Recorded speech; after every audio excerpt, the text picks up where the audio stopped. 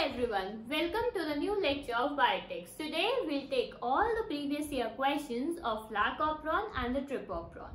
And finally we'll continue with our topic, and here is the questions displaying to you on the right hand side, and we'll cover the answers on the left hand side. So continue. Now the first question is, it is displaying on the screen right hand side, right? A culture medium contains two carbon source.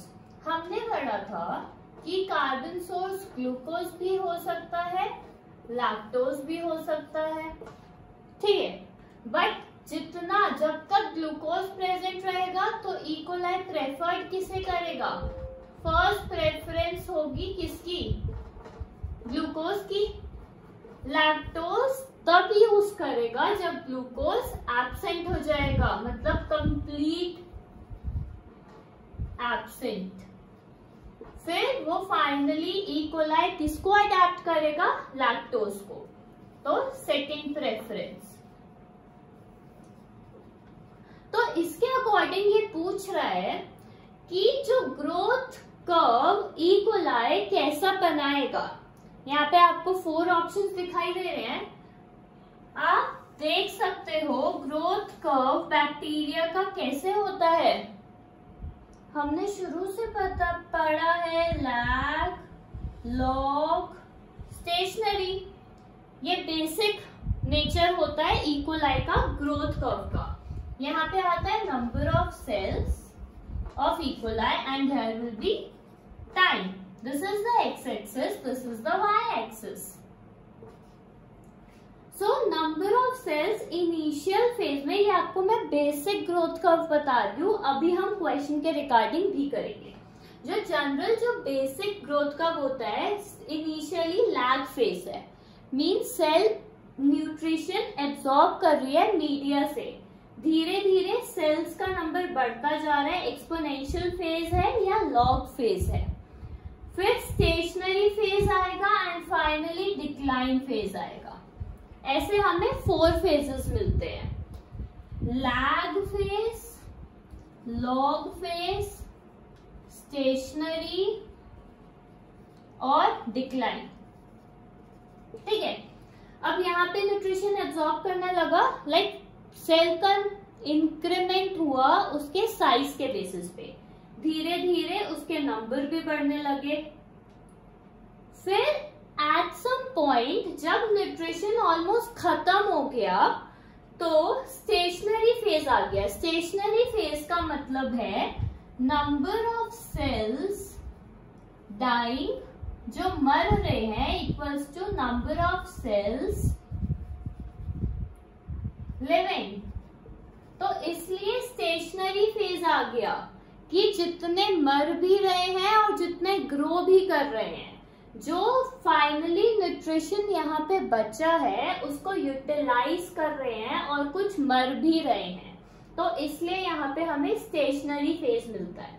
फिर finally decline phase आता है, क्योंकि decline phase में सारा nutrition खत्म हो गया और सेल्स को कुछ नहीं मिल रहा अपनी ग्रोथ के लिए, तो वो धीरे धीरे डाई करते जाएंगे।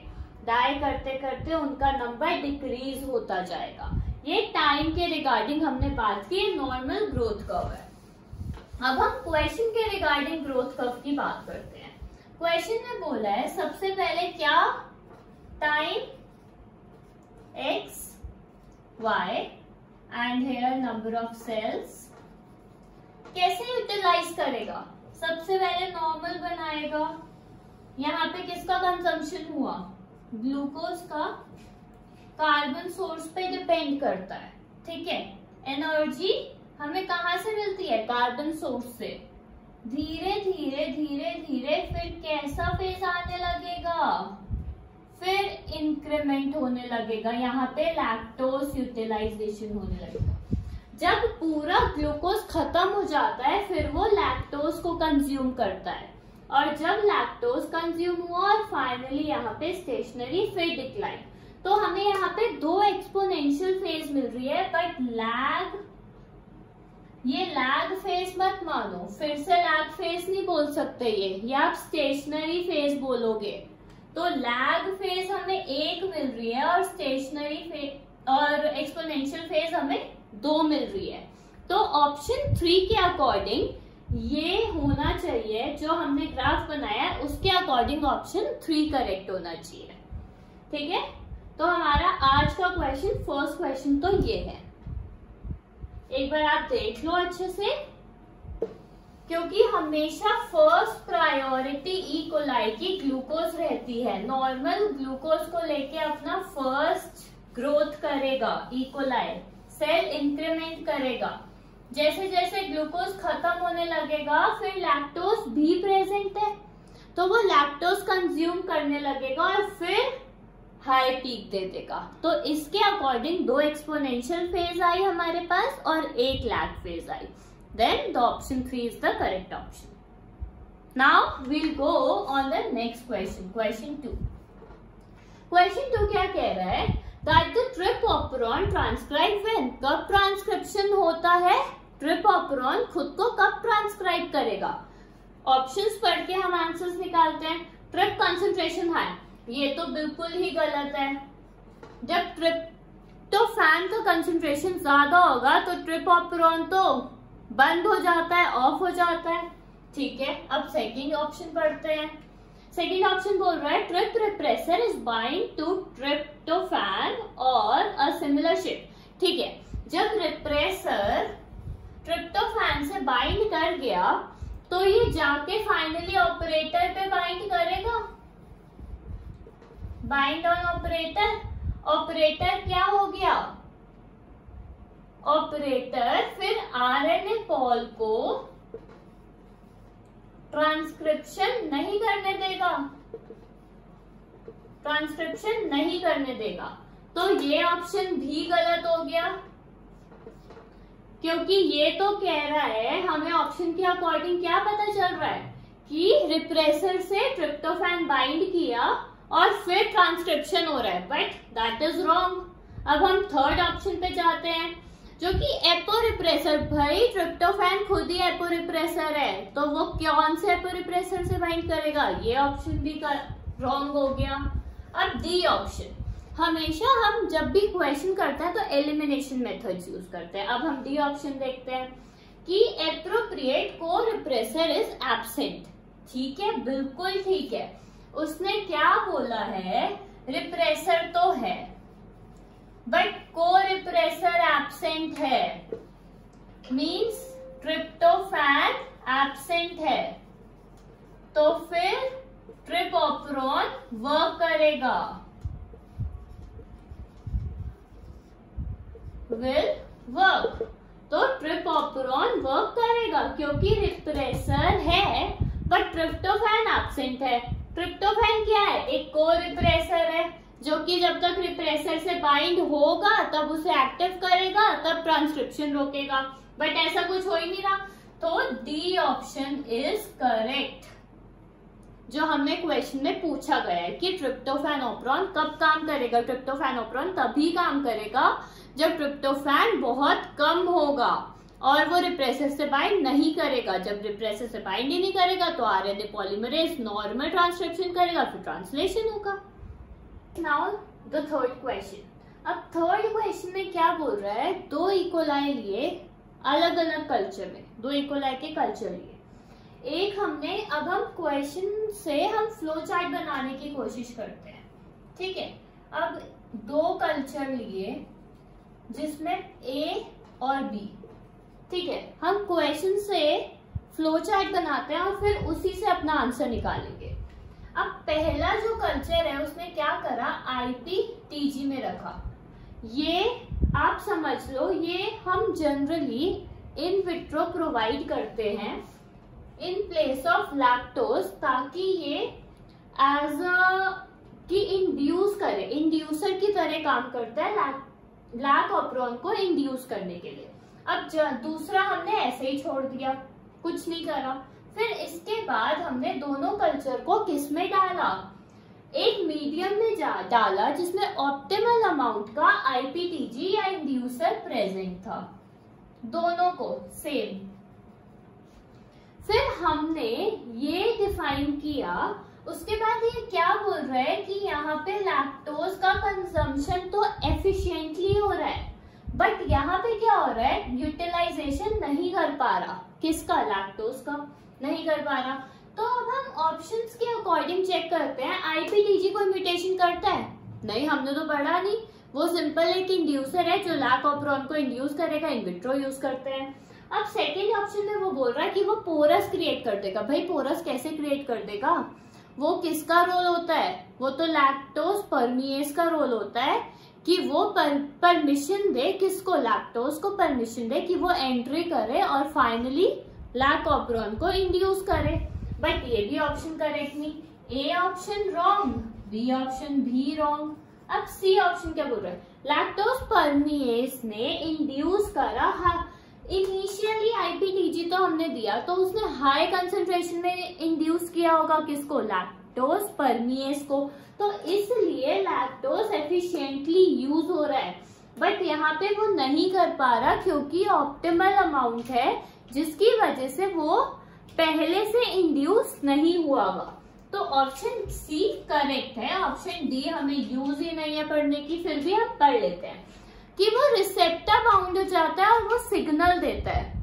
ऐसा कौन सा है? वो कोई सिग्नलिंग पाथवे थोड़ी ना चल रहा है कि जीपीसीआर पाथवे चल रहा है और वो सिग्नल देगा। ये भी ऑप्शन गलत है। तो अकॉर्डिंगली हमें पता चला कि सी ऑप्शन करेक्ट है। Now we will see the fourth question. Fourth question क्या बोल रहा है कि एक लैक ऑपरॉन है जो लैक रिप्रेसर और कैप प्रोटीन के थ्रू क्या होता है? कंट्रोल होता है। अब ये तीनों एक्सपेरिमेंटल, जो आपको राइट हैंड साइड के क्वेश्चन लिखा है उसमें लिखा होगा कि 3 चीजों से वो कंट्रोल किया जा रहा है। सबसे पहले CAMP हाई है। अब CAMP कब हाई होता है? जब ग्लूकोज एब्सेंट होता है, एब्सेंट होगा तभी CAMP हाई होगा। ये हमने पढ़ा था।